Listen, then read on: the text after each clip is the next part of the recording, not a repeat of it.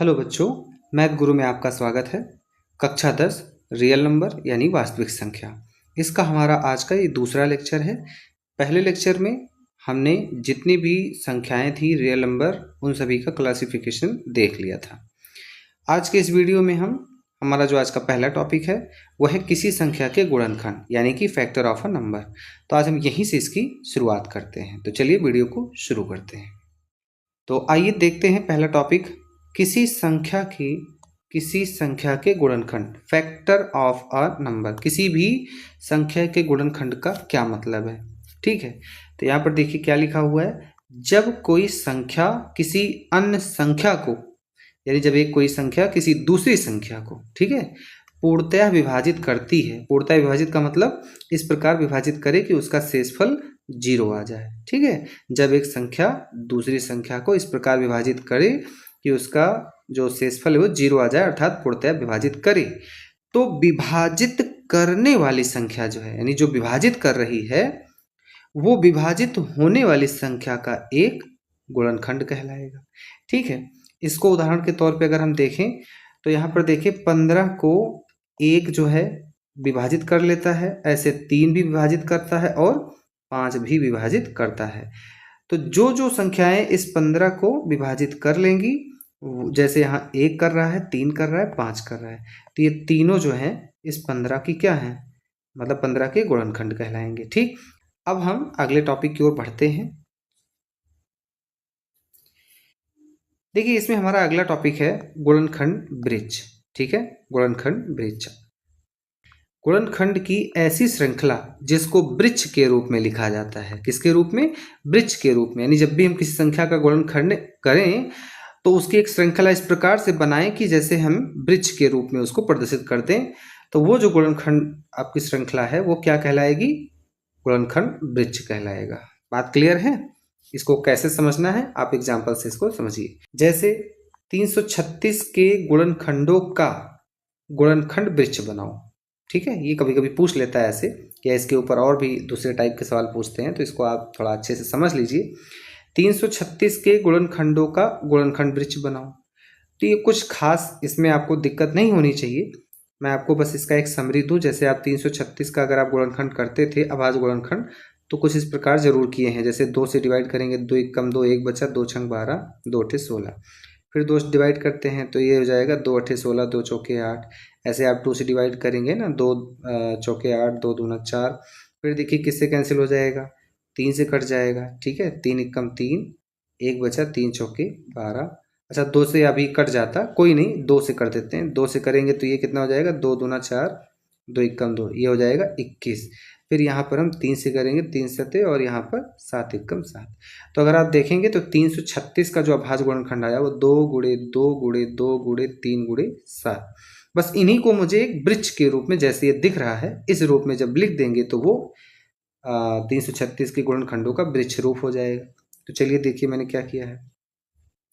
देखिए 2 का एक गुणनखंड, जो 2 का टेबल पढ़ा हमने, 336 में तो टोटल हमारा 168 आया, फिर ऐसे 2 का 168 में तो 84 आया।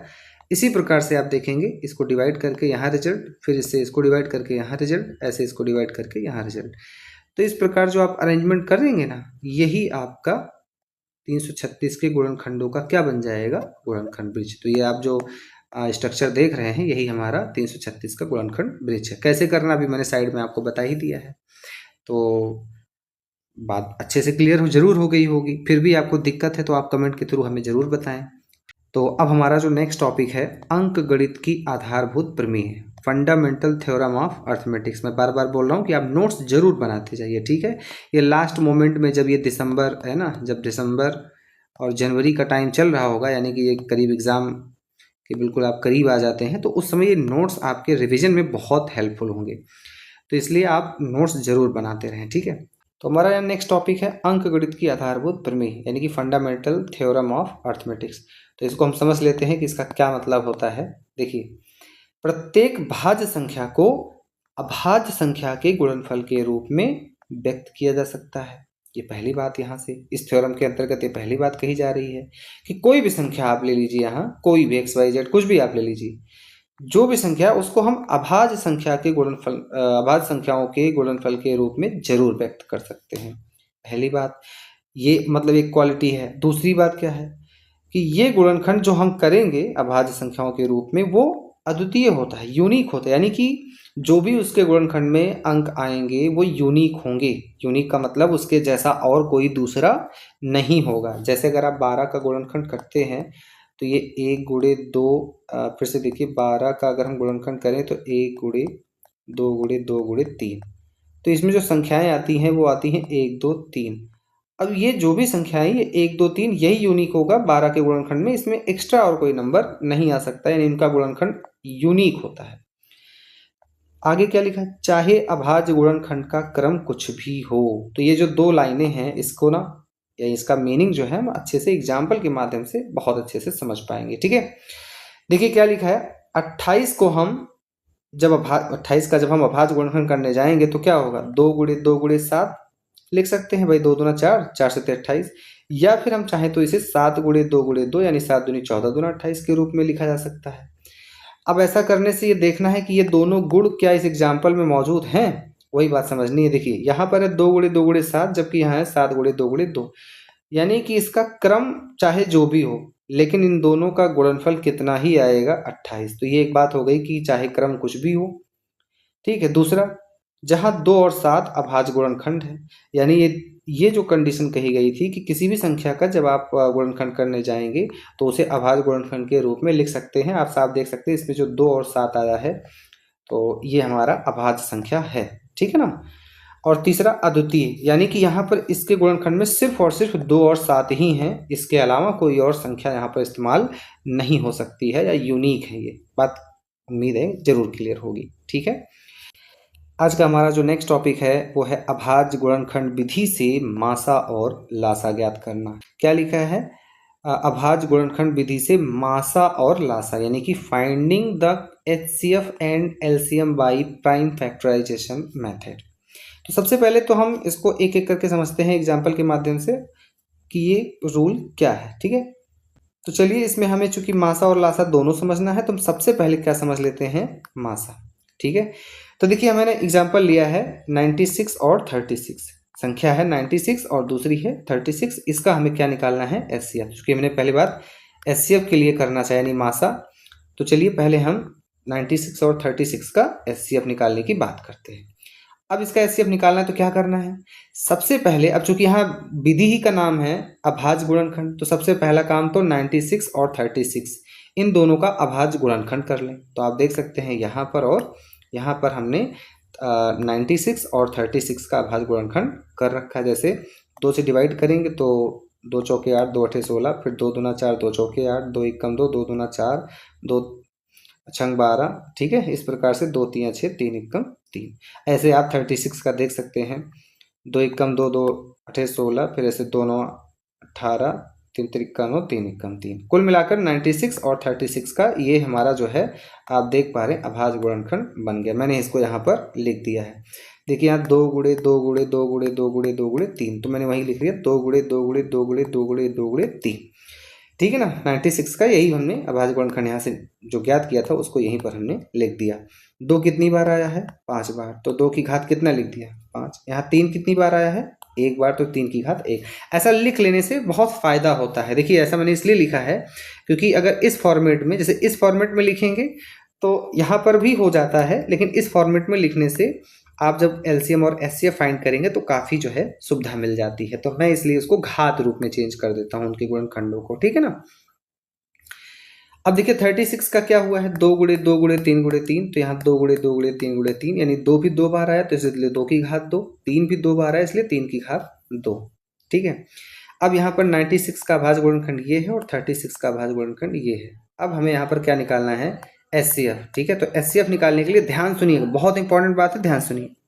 यहाँ पर जब भी हमें इस प्रकार से 2 संख्या दी जाए और हम उसका अभाज्य गुणनखंड घात के रूप में अगर लिख चुके हों और उसका हमें HCF निकालना है तो हम क्या करेंगे, देखेंगे कि हमें केवल वही नंबर लेने हैं, वही नंबर लेने हैं जो उन दोनों के फैक्टर में हो, उसको तो छोड़ देना है जो दोनों के फैक्टर में ना हो। ठीक है, जैसे यहाँ 2 है, यहाँ भी 2 है, यानी ये दोनों में है। यहाँ 3 है, यहाँ 3 है, मतलब यहाँ दोनों में। अब ये दोनों में है तो क्या करना है, जो सबसे छोटी पावर वाला है, जो सबसे छोटी पावर, यानी जब एचसीएफ की बात होगी तो सबसे छोटी पावर। जैसे 2 में सबसे छोटी पावर क्या है, 2 की घात 2 है, तो इसलिए 2 की घात 2 लिख दो। और 3 में क्या है, यहाँ पर 3 में देखें तो सबसे छोटी पावर 1 है, यानी 3 की घात 1 लिख दिया। अब इसको थोड़ा एक्सपेंड करके सॉल्व कर ले। 2 की घात 2 मतलब 2 गुणे 2 और गुणे में 3, तो 2 दूना 4 तियाँ 12। तो इस तरह से इसका एचसीएफ 12 हो गया।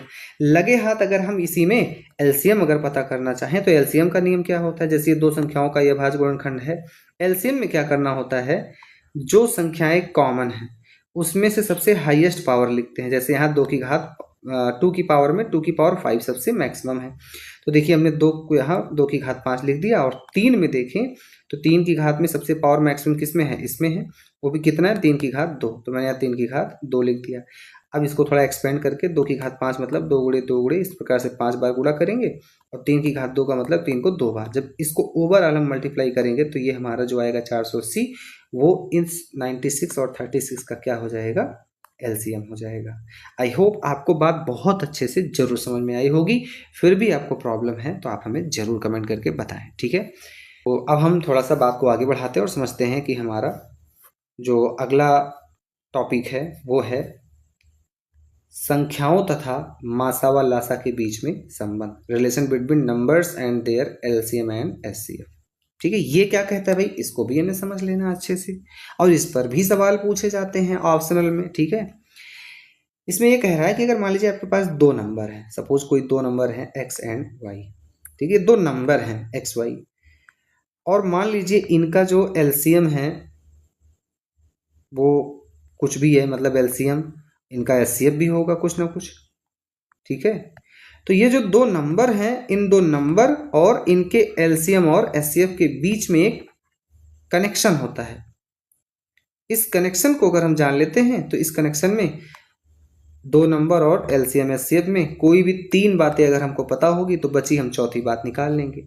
तो वो कनेक्शन क्या है कि अगर हम देखें तो पहली संख्या गुणे दूसरी संख्या, अगर हम पहली संख्या और गुणे दूसरी संख्या कर देते हैं तो वो किसके बराबर हो जाता है, उन्हीं संख्या के एलसीएम और उन्हीं संख्या के एचसीएफ के गुणनफल के। यानी जिन 2 संख्या का को आप गुणा कर रहे हो, ठीक है, उन्हीं दोनों का अगर हम एलसीएम और एचसीएफ को आपस में गुणा कर दें तो दोनों संख्याओं के गुणनफल के बराबर हो जाता है। यानी ओवरऑल जो फॉर्मूला बनता है, प्रथम संख्या गुणे दूसरी संख्या बराबर लासा गुणे मासा। तो आज का यह रूल खत्म होता है, और इसी रूल पर अब हमने अभी जो ऊपर से लेकर नीचे तक इस तरह से जो भी हमने ये आज के इस टॉपिक मतलब आज के इस लेक्चर में जो हमने कवर किया है, ठीक है, जितने भी रूल कवर किए हैं, चाहे आपका देख लीजिए गुणनखंड किसी नंबर का उसका मतलब हो, या गुणनखंड वृक्ष बनाना हो, ठीक है, या फिर अंक गणितीय यानी कि अंकगणित की आधारभूत प्रमेय हो, चाहे फिर आपका अभाज्य गुणनखंड विधि से लासा या मासा निकालना हो, बात समझ में आ रही है, या फिर संख्या तथा उनके लासा और मासा के बीच में संबंध हो। इस जितने भी टॉपिक हमने अभी पढ़े हैं, इन सभी के ऊपर हम एग्जाम्पल यहाँ पर आपको कराने वाले हैं, ताकि आप बेहतर तरीके से अपने एक्सरसाइज के सवालों को लगा पाएँ। ठीक है, आइए फिर आज का हम जो एग्जाम्पल का हम पहला सवाल जो है इसको सॉल्व करते हैं, और पहले तो समझ लेते हैं क्वेश्चन क्या कहता है। देखिए, संख्याओं, अब कौन कौन सी संख्याएं हैं, 12 और 40, इनका क्या, इनके बारे में क्या कहा जा रहा है कि 12 और 40 का अभाज्य गुणनखंड विधि से एचसीएफ और एलसीएम ज्ञात करो। ठीक है भैया, आपको बड़ी सीधी सी बात है, 12 और 40 दिया गया है, अभी हमने जस्ट ऊपर कराया है कि जिस भी संख्या का अभाज्य गुणनखंड विधि से एलसीएम या एचसीएफ पूछा जाए, सबसे पहले आप उस संख्या का क्या निकाल लो, अभाज्य गुणनखंड। जैसे यहाँ पर 12 का निकाल दिया और 40 का, 2 छंग 12, 2 तियां 6, 3 इक्कम 3। ऐसे 2 का है, 2 का 20 बार 2 दूना 4 करके, इस बार 2 दहम में 20, 2 पंचे 10, 5 इक्कम 5। तो अगर हम ध्यान से देखें तो जो 12 का अभाज्य गुणनखंड है वो क्या आ जाए, 2 गुणे 2 गुणे 3, 2 गुणे 2 गुणे 3। अगर इसको हम पावर फॉर्म में लिखें तो 2 यहाँ 2 बार है इसलिए 2 की घात 2, 3 एक बार है तो 3 की घात 1। 40 का देखें 2 कितनी बार, 2 गुणे 2 गुणे 5, क्योंकि जब मैंने इसका अभाज्य गुणनखंड निकाला है तो इस प्रकार आप देख पाएंगे तो यहाँ 2 कितनी बार है, 3 बार, तो 2 गुणे 2 गुणे 2। अब इसको हमने घात के रूप में 3 बार कर दिया, 5 एक ही बार आया तो 5 की घात 1 कर दी। तो इस प्रकार से जो 12 और 40 का अभाज्य गुणनखंड है वो घात रूप में वो क्या मिला, 2 की घात 2 गुणे 3 की घात 1, और 40 का मिला 2 की घात 3 गुणे 5 की घात 1। क्लियर है ना, अभी जो हमने पीछे किया था।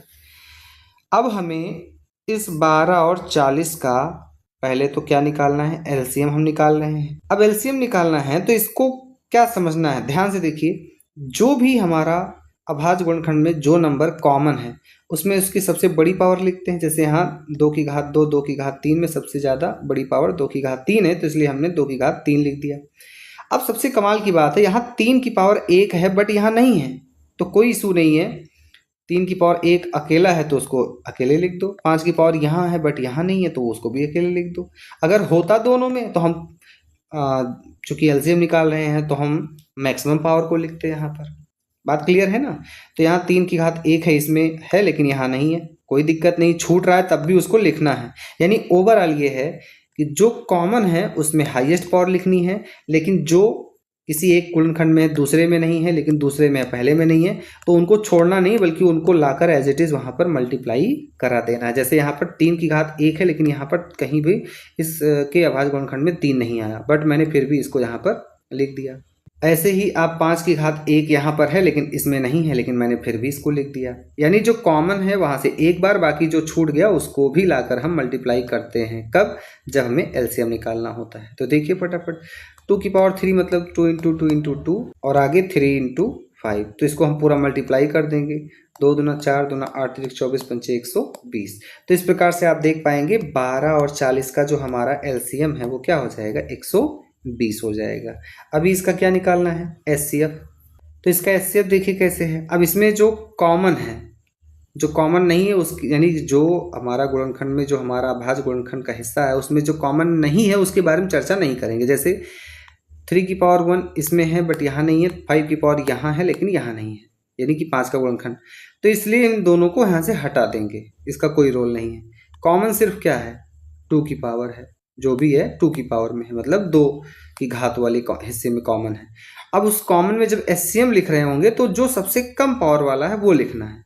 ये सब काम की बातें हैं, ध्यान रखिएगा, ठीक है। तो इसलिए 2 की पावर 2 हो जाएगा और यहाँ 2 इंटू 2 4 आ जाएगा, ठीक है। मैं एक बार जल्दी से इसको बता दूं क्योंकि बहुत ही इंपॉर्टेंट टॉपिक है। जब बात एलसीएम की आती है, ध्यान से सुनिएगा, मैं साइड में बता दे रहा हूँ। जब बात एलसीएम की आती है तो हम क्या करते हैं, पॉइंट नंबर 1 कि जो नंबर में कॉमन फैक्टर मिल रहा है उसमें से हम सबसे बड़ी पावर वाले को लिख देते हैं, पहली बात। और उसमें और क्या गुणा कराते हैं, जैसे जो कॉमन फैक्टर्स यहाँ देखिए, 2 की पावर 2 और 2 की पावर 3, ये दोनों कॉमन था तो इसमें सबसे बड़ा पावर 2 की पावर 3 लिख दिया। और जो छूट गया, जैसे देखिए जो छूट गया उसको भी हम लाकर वहीं पर मल्टीप्लाई कर देते हैं और उसके बाद फाइनली इनको मल्टीप्लाई करेंगे, जो रिजल्ट आएगा वही उन दोनों संख्याओं का एलसीएम होगा। बात क्लियर। एचसीएफ की देख लीजिए बात क्या करना है। एचसीएफ में क्या करना है कि जो कॉमन है पूरा फोकस उसी पे, जो कॉमन नहीं है, जैसे ये दोनों कॉमन नहीं है एक दूसरे में तो इनकी तो बात यहाँ पर हमें करनी ही नहीं है। जो कॉमन है बात केवल उसी पे होगी। अब उसी पे होगी तो क्या होगी, बात ये होगी कि जो उसमें सबसे लीस्ट पावर यानी कि जो सबसे कम पावर, न्यूनतम पावर, उसको लिखेंगे। जैसे 2 की पावर 2 यहाँ पर, जैसे देखिए यहाँ 2 की पावर 2 है, जहाँ 2 की पावर 3 है, तो सबसे कम क्या लिखेंगे, 2 की पावर 2। तो इस प्रकार से ये हमारा 4 आ जाएगा, ठीक है। तो हमारा जो नेक्स्ट क्वेश्चन है हम उसकी तरफ बढ़ते हैं और समझ लेते हैं क्या है। देखिए यहाँ कह रहा है कि दो संख्या है 77 और 99। थोड़ा ये लिखने का तरीका है, इसी तरह से कई बार क्वेश्चन पूछे भी गए हैं ऑप्शनल में, तो आप इसको अच्छे से तैयार करें। देखिए एलसीएम ब्रैकेट में 77 कॉमा 99, इसका क्या मतलब हुआ इतनी लाइन का, इसका मतलब हुआ कि दो संख्या है 77 और 99। जब हमने इसका एलसीएम निकाला तो एलसीएम निकाल के क्या आया, 693, ये इसका मतलब हुआ। ध्यान समझिए, एलसीएम ब्रैकेट में अगर इस तरह से लिखा है 77 कॉमा 9 तो इसका मतलब 77 और 9 का एलसीएम क्या है, 693। इसी प्रकार आपसे पूछा गया है कि अगर एलसीएम इसका 693 है तो उसी 77 और 99 का हमको क्या बताना है, एचसीएफ बताना है। तो याद करिए, एलसीएम पता हो और दोनों नंबर पता हो और एक बात मिसिंग हो तो ये वाला फॉर्मूला याद है ना, भी हमने ऊपर डिस्कस किया था, प्रथम संख्या गुणे दूसरी संख्या बराबर लासा गुणे मासा, या लासा गुणे मासा बराबर पहली संख्या गुणे दूसरी संख्या। ठीक, अब इनमें चार बातें हैं, एक तो एलसीएम, दूसरा एचसीएफ और दो वो संख्याएं, ठीक है, पहली और दूसरी संख्याएं। अब इनमें हमें क्या क्या पता है, देखिए पहली संख्या पता है, दूसरी संख्या पता है और इसका एलसीएम पता है। यहाँ रख देंगे तो बचा क्या, HCF। तो वही हमने किया है, एलसीएम की जगह पर जो एलसीएम दिया था कितना दिया था 693, उसको लिख दिया। HCF पता करना है तो इसलिए HCF रहने दिया। बराबर में क्या होता है, पहली संख्या गुणे दूसरी संख्या। अब पहली संख्या हमें पता है 77, दूसरी संख्या हमें पता है 99, तो इसको मैंने ऐसे उसकी मान को प्रतिस्थापित किया और यहाँ से HCF को रोक कर 693 को पक्षांतर किया। यहाँ गुणा हो रहा था, वहाँ जाके भाग हो गया। तो ओवरऑल HCF बराबर 77 गुणे 99 बटे 693। ठीक है, जैसे ही हम इसको सॉल्व करेंगे, आप सॉल्व करके देखिए, ये आ जाएगा 77/7 और इसको सॉल्व करेंगे तो ये आ जाएगा हमारा 11। तो हमारा जो HCF है वो कितना आ जाएगा, 11। उम्मीद है कि बात आपको जरूर समझ में आ रही होगी। अब हम अपने नेक्स्ट क्वेश्चन की ओर बढ़ते हैं, क्वेश्चन नंबर 3। क्वेश्चन नंबर 3 क्या कहता है, अभाज्य गुणनखंड विधि द्वारा 6, 72, 120 का HCF तथा LCM ज्ञात करिए। अब देखिए बात यहाँ पर क्या हुई है, इस बार संख्या 2 नहीं बल्कि 3 संख्याएं हैं एक साथ, जिनका हमें LCM या HCF फाइंड करना है। तो जैसे हमने 2 का किया है वैसे हम 3 का करेंगे, कोई दिक्कत नहीं है।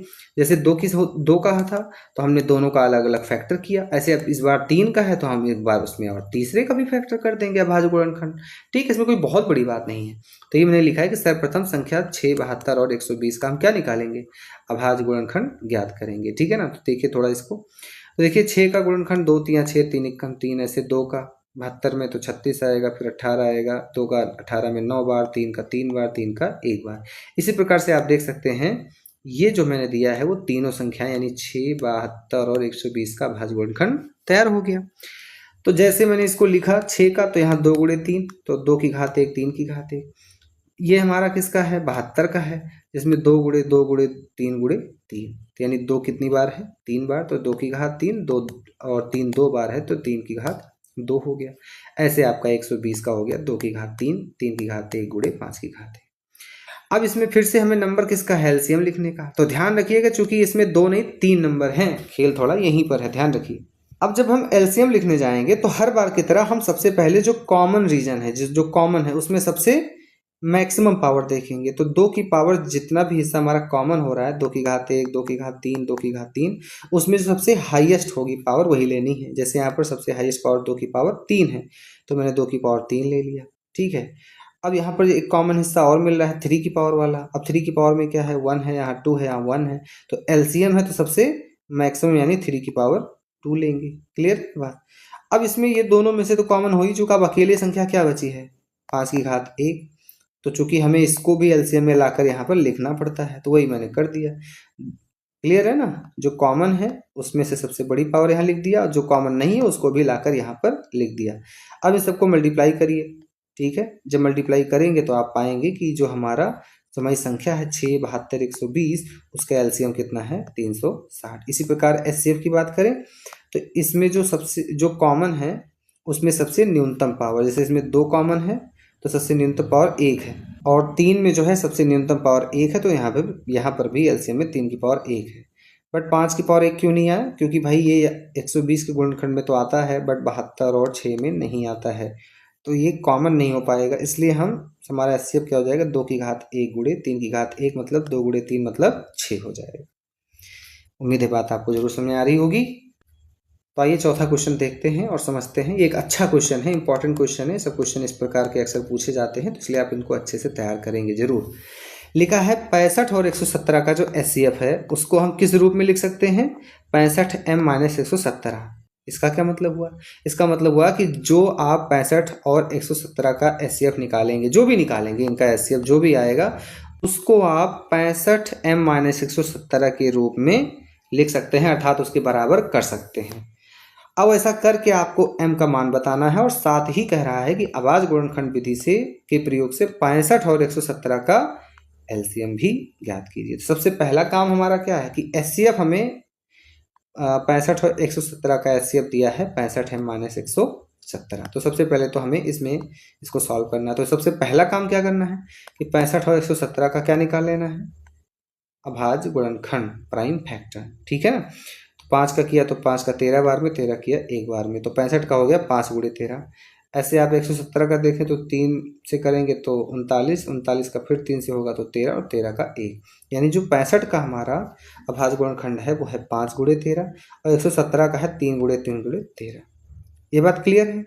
अब यहाँ पर आपको एलसीएम लिखने का नंबर है। अब आपको अगर एलसीएम लिखने का नंबर है तो आप इसको कैसे लिखते हैं, जो सबसे बड़ी पावर है या जो नंबर रिपीट हुआ है उसको एक बार, बाकी को भी लाकर लिख दे। जैसे 13 यहाँ पर दोनों में कॉमन है तो हम 13 को सिर्फ एक बार लिखेंगे, ठीक है। ऐसे लेकिन 5 की बात करें तो 5 भी हम यहाँ पर लिख देंगे और 3 यहाँ चूंकि 2 बार है तो 3 गुणे 3 लिखेंगे, ठीक। यानी जो जो कॉमन है उसको एक बार, जो बच जाए उसको भी लाकर लिखेंगे यहाँ पर, ठीक है। तो देखिए इसको इस प्रकार से, जैसे अगर देखिए कॉमन सिर्फ यहाँ 13 है तो उसको केवल एक बार, बाकी जो बच गया, क्या क्या बच गया, 5 गुणे 3 गुणे 3, तो उसको लाकर लिख के मल्टीप्लाई कर दोगे तो क्या मिल जाएगा, एचसीएफ मिल जाएगा। अब बात एचसीएफ सॉरी एलसीएम मिल जाएगा। अब बात जो है एचसीएफ की करेंगे। एचसीएफ में क्या होता है, जो कॉमन है सिर्फ वही लेना है। जैसे दोनों में सिर्फ कॉमन क्या है, 13, तो सिर्फ और सिर्फ आप इसके एचसीएफ में क्या आंसर देंगे, 13। बात क्लियर है ना। अच्छे से इन सवालों को नोट कर लें, नोट्स बना लें, बहुत ही जरूरी है, ठीक है ना। अब देखिए आगे क्या कहा गया कि इन दोनों का जो एचसीएफ निकालेंगे, जो भी आएगा वो 65m माइनस 117 के रूप का होगा, अर्थात उसके बराबर होगा। तो देखिए अभी मैंने एचसीएफ क्या निकाला है, 13। इस 13 को हम इसके एचसीएफ के बराबर कर देंगे। तो देखिए हमने इसको बराबर कर दिया, ठीक है ना। जैसे ही बराबर हुआ इसको थोड़ा सॉल्व करेंगे तो m की वैल्यू क्या आ जाएगी, 2। तो यही है m हमसे जो है यहाँ पर पूछा गया था, ठीक है ना। अब आज का 5वां और अंतिम सवाल देख लीजिए, जिसमें हमने एक अच्छा सवाल है जिसमें गुणनखंड ब्रिज के माध्यम से सवाल दिया गया और इसमें हमें x और y की वैल्यू बतानी है, ठीक है। क्वेश्चन पढ़ लेते हैं। नीचे दी गई आकृति में x तथा y के मान ज्ञात कीजिए। तो ये देखिए क्या है, आपने 3 में डिवाइड किया x से तो रिजल्ट क्या मिला है, 195, ठीक है। तो जो x है उसके एक तरह से ये 2 क्या है, 2 उसकी ब्रांच है यानी गुणनखंड है। तो यानी x का मान इन 3 गुणे 195 पे निर्भर करेगा। तो देखिए x का मान निकालने के लिए क्या कर दिया, 3 गुणे 195। ऐसा करके जब हम इनको गुणा करेंगे तो x की वैल्यू हमारी क्या आ जाएगी, 585। इसी प्रकार y की बात करें तो जो भी जिन 2 ब्रांचों में चेंज होगा यानी कि कन्वर्ट हो रहा है, अगर उन्हीं दोनों को मल्टीप्लाई करें तो यहाँ से y का रिजल्ट आ जाएगा, ठीक है। तो y का जो मान होगा वो 5 गुणे 13 मतलब 13 पचे 65। तो इस प्रकार से आप देख पाएंगे x की वैल्यू 585 और y की वैल्यू 65 हो गई। तो इस प्रकार से आप देख पाएंगे जो यहाँ से x का मान 585 आया है वो x का मान हो जाएगा और जो 65 आया वो 65 हो जाएगा। तो ये हमारा यहाँ पर आंसर हो जाएगा। तो आज के इस लेक्चर में जितना भी हमने रूल और एग्जाम्पल कवर किया है इसके बारे में अपना रिव्यू हमें ज़रूर दें, क्योंकि आपका रिव्यू हमारे लिए बहुत महत्वपूर्ण है।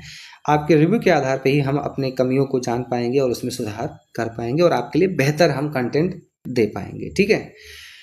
तो उम्मीद करते हैं वीडियो आपको ज़रूर पसंद आया होगा।